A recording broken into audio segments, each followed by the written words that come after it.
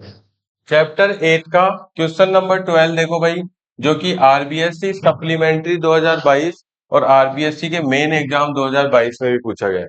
क्या है क्वेश्चन देखो, draw any one line diagram of breed one pair of different characteristics of Mendel. यानी कि आपको इसमें मोनो हाइब्रिडाइजेशन जो है वो क्या करना है, उसका लीनियर डायग्राम बनाना है। तो आप कोई सा भी देखो, इसमें करेक्टर जो है वो इसने क्या नहीं किया है, एक्सप्लेन नहीं किया है, तो करेक्टर आप अपने हिसाब से कोई सा भी ले सकते हैं। सबसे इजी हमारा रहता है क्या, टॉल और ड्वार्फ प्लांट। तो आप इसको क्या कर सकते हो, यहाँ पे बता सकते हो। टॉल प्लांट के लिए जो करेक्टर होते हैं, ट्रेट होते हैं, वो कैपिटल टी, और ड्वार्फ प्लांट के लिए जो ट्रेट होते हैं वो स्मॉल टी होते हैं। फिर आप लॉ ऑफ इंडिपेंडेंट असॉर्टमेंट लगाओ, सॉरी लॉ ऑफ सिग्रीगेशन लगाओगे, तो दोनों जीन्स जो है वो 50-50% में क्या हो जाएंगे, डिवाइड हो जाएंगे। फिर लॉ ऑफ क्या लगाओगे, independent assortment.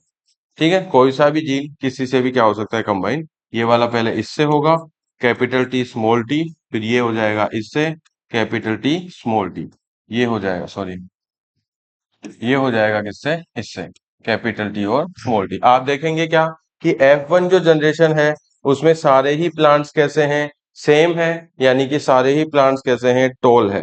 All plants are toll.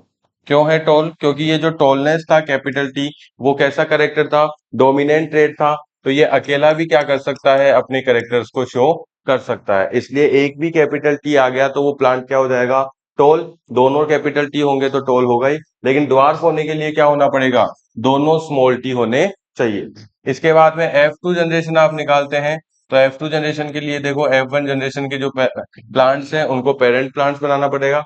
फिर क्या होगा, law of segregation, capital T और स्मॉल टी, कैपिटल टी और स्मॉल टी।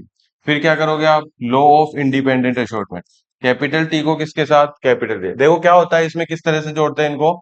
ये वाला जो ट्रेट है इसको एक बार इससे और एक बार इससे, तो इस तरह से देखो यहाँ पे कैपिटल टी और स्मॉल टी, यहां से दो लाइनें आएगी एक बार, और इन दोनों से एक एक लाइन।